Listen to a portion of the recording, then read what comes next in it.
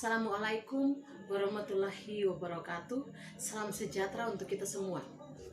Bersama saya Margarita Lumesan dari kelas B. Dalam video kali ini saya akan menjelaskan mengenai peta dan konsep sistem politik di Indonesia. Kita akan membahas 3 materi secara berturut-turut. Sebelum kita masuk pada materi yang pertama, saya akan menjelaskan mengenai definisi sistem politik. Definisi sistem politik.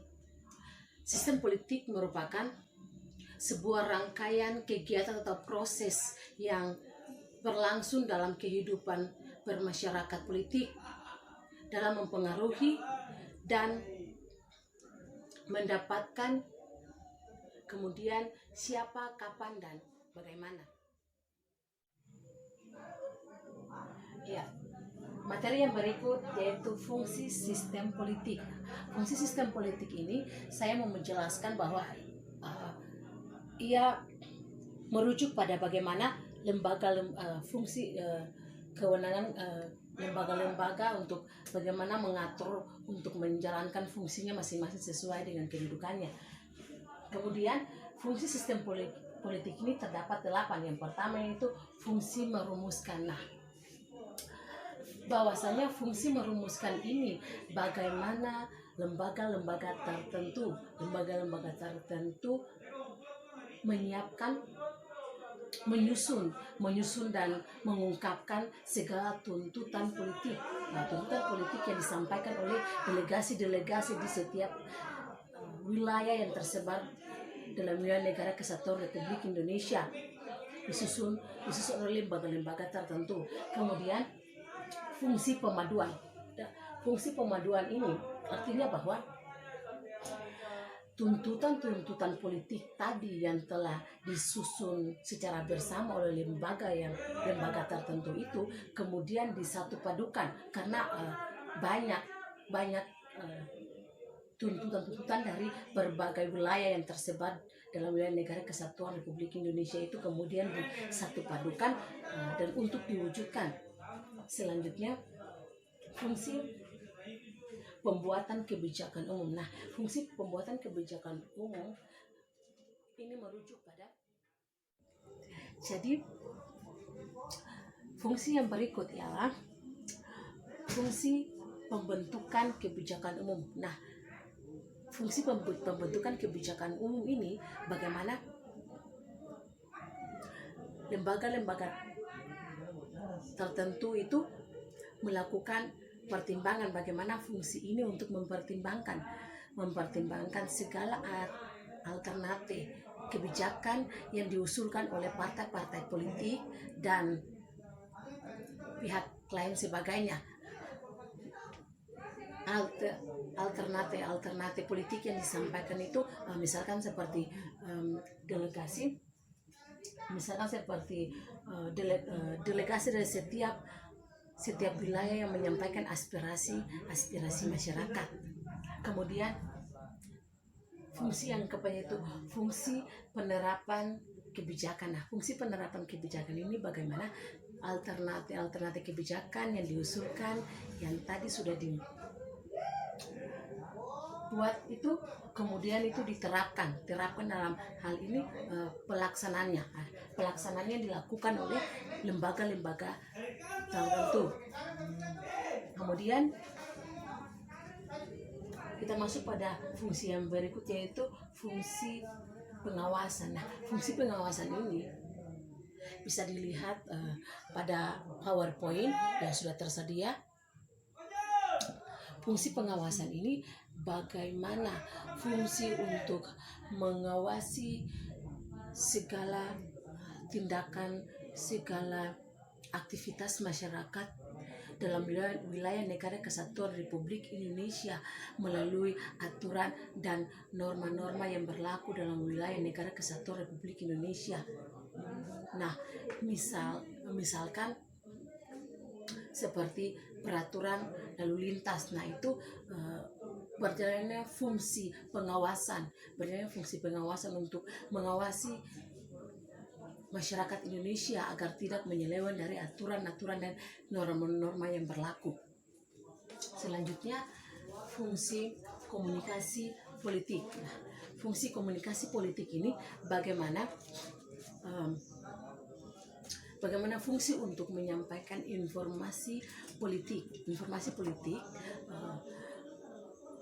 bisa dari informasi politik dari pemerintah kepada masyarakat, kemudian juga dari masyarakat kepada pemerintah, seperti itu. Kemudian fungsi kemudian kita masuk pada fungsi yang berikut, yaitu sosialisasi politik. Nah, sosialisasi politik ini ketika berbicara mengenai suprastruktur politik, pasti ada yang bertanya, apa sih itu suprastruktur politik? Nah, suprastruktur politik merupakan suatu struktur dalam berpolitik terdiri dari lembaga negara beserta hubungan dan kekuasaannya satu sama lain. Kemudian fungsi dari suprastruktur politik. Nah, bisa kita lihat di sini pada PowerPoint-nya lah, yaitu fungsi dari suprastruktur politik. Suprastruktur politik memiliki fungsi yaitu sebagai wahana pendidikan, sarana pendidikan. Sarana pendidikan sebagai sarana pendidikan. Nah, sarana pendidikan dalam hal ini politik. Sarana pendidikan politik ini dapat mempermudahkan membentuk masyarakat untuk menjadi anggota politik yang lebih baik. Kemudian selain sebagai sarana pendidikan, juga sebagai sarana komunikasi, dan selanjutnya juga sebagai sarana untuk menyampaikan aspirasi masyarakat. Kita masuk pada tujuannya. Tujuan dari suprastruktur politik. Yang pertama, adanya pembagian kekuasaan. Tujuan pembagian kekuasaan.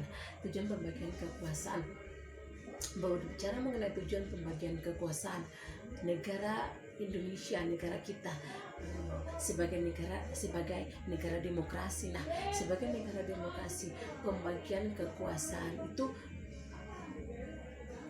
sangat identik dengan negara kita. Pembagian kekuasaan dalam hal ini bertujuan untuk bagaimana agar tidak terjadinya penyalahgunaan wewenang. Tujuan dalam pembagian kekuasaan. Kemudian tujuan yang kedua yaitu tujuan organisasi negara. Nah, tujuan organisasi negara ini bertujuan agar mempermudah masyarakat maupun pejabat dalam hal ini ketika aktivitasnya bersangkutan dengan politik. Selanjutnya, tujuan yang ketiga yaitu tujuan menyalurkan aspirasi. Nah, kita tahu secara bersama bahwa tujuan menyalurkan aspirasi sebagai contoh yaitu delegasi-delegasi yang telah dipilih dari berbagai negara yang tersebar dalam wilayah negara Kesatuan Republik Indonesia itu merupakan merupakan sarana untuk menyampaikan aspirasi masyarakat yang nanti kan disampaikan kepada pemerintah pusat. Selanjutnya, tujuan yang keempat merupakan tujuan akhir dari suprastruktur politik di Indonesia, yaitu tujuan mencapai pembangunan. Berbicara mengenai tujuan mencapai pembangunan itu merupakan cita-cita luhur negara Kesatuan Republik Indonesia yang terkandung dalam Undang-Undang Dasar tahun 1945 yang telah terlaksana dengan baik, yaitu suprastruktur politik dalam negara Kesatuan Republik Indonesia. Ya, materi berikut yaitu fungsi infrastruktur politik. Nah, fungsi infrastruktur politik ini terdiri atas 4. Yang pertama itu fungsinya itu pendidikan politik. Nah, fungsi pendidikan politik ini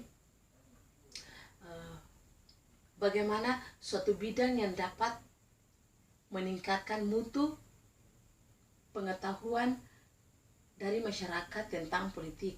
Kemudian fungsi yang kedua yaitu fungsi untuk menyatukan kepentingan komunitas. Nah, fungsi menyatukan kepentingan komunitas ini sekelompokkan dalam kekuatan dan dapat meningkatkan peran terhadap kebijakan politik serta suprastruktur. Kemudian peran yang ketiga yaitu agregasi kepentingan. Nah, agregasi kepentingan ini merupakan sebuah penyampaian aspirasi dari masyarakat kepada pemerintah dan juga dari pemerintah kepada masyarakat. Fungsi yang keempat itu komunikasi politik. Nah, komunikasi politik ini merupakan salah satu bentuk yang dapat mengorganisir pemilihan terhadap potensial pada masyarakat dengan memberikan ide-ide politik kepada masyarakat. Nah, selanjutnya kita masuk pada pembahasan yang berikut yaitu komponen infrastruktur politik. Nah, komponen infrastruktur politik sendiri ini terdiri atas 5. Yaitu yang pertama kelompok kepentingan. Nah, kelompok kepentingan ini di mana tidak ingin melakukan apa yang diperintahkan oleh pemerintah. Mereka ini seringkali melakukan suatu keputusan sendiri. Nah, mereka ini tidak selalu melakukan hal-hal yang tidak sesuai dengan peraturan pemerintah.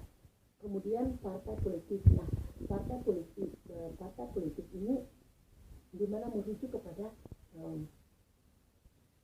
orang-orang yang kemudian mendirikan suatu partai politik dengan sukarela, artinya tidak ada unsur paksaan dalam mendirikan suatu partai politik ini. Kemudian komponen yang ketiga itu media komunikasi politik. Nah, media komunikasi politik ini bertujuan untuk bagaimana mempermudah untuk menyampaikan aspirasi masyarakat. Nah, aspirasi masyarakat dan juga mempermudahkan pemerintah dalam hal ini untuk menyampaikan apa yang menjadi alternatif kebijakan kepada masyarakat. Selanjutnya yaitu komponen yang keempat yaitu tokoh politik. Nah, tokoh politik ini suatu kegiatan dari tokoh-tokoh politik. Nah, tokoh politik suatu kegiatan dari tokoh-tokoh politik yang dimana direkrut atau diseleksi untuk menjadi suatu suatu delegasi dari berbagai wilayah yang tersebar dalam wilayah negara kesatuan Republik Indonesia. Yang selanjutnya komponen kelima yaitu komponen terakhir infrastruktur politik yaitu kelompok penikan. Nah, berbicara mengenai kelompok penikan ini merujuk kepada orang-orang yang memang tidak sepaham dengan pemerintah Indonesia. Artinya bahwa orang-orang yang tidak ingin dibentuk, tidak ingin direkrut oleh pemerintah Indonesia, maka mereka melakukan segala sesuatu itu untuk utama-utamanya untuk kepentingan mereka sendiri. Mereka selalu menekan pemerintah untuk melanjutkan. Materi yang berikut yaitu klasifikasi infrastruktur politik. Nah, klasifikasi infrastruktur politik yaitu di mana terdiri dari kelompok non asosiatif. Nah, kelompok non asosiatif ini yang memiliki kegiatan sementara karena mereka jarang terorganisir. Jadi mereka tuh hanya kayak seperti kontrak Jadi tidak bersifat selamanya, hanya sementara karena di kontrak atau lain sebagainya. Kemudian kita masuk pada materi yang terakhir, pembahasan yang terakhir, yaitu kelompok. Nah, kelompok ini terbagi menjadi beberapa bagian. Yang pertama itu sebagai sistem multipartai. Nah, kelompok sistem multipartai ini yang akan muncul karena keragaman, yang akan muncul karena keragaman agama, suku, ras, budaya dan sebagainya yang berasal dari masyarakat Indonesia. Kemudian selanjutnya yaitu kelompok sistem satu partai. Kelompok sistem satu partai ini merupakan suatu bentuk yang dapat nah, yang berikutnya yaitu kelompok sistem satu partai. Nah, kelompok sistem satu partai ini merupakan suatu bentuk yang dapat menerapkan sistem partai gading. Yang terakhir yaitu kelompok sistem dua partai. Nah, kelompok sistem dua partai ini merupakan suatu peran yang akan memberikan jaminan dari dua pihak dengan sistem yang berkuasa pada kemenangan pemilu. Nah, demikianlah materi yang saya sampaikan saat ini. Kurang lebihnya saya mohon maaf. Assalamualaikum warahmatullahi wabarakatuh, dan salam sejahtera untuk kita semua.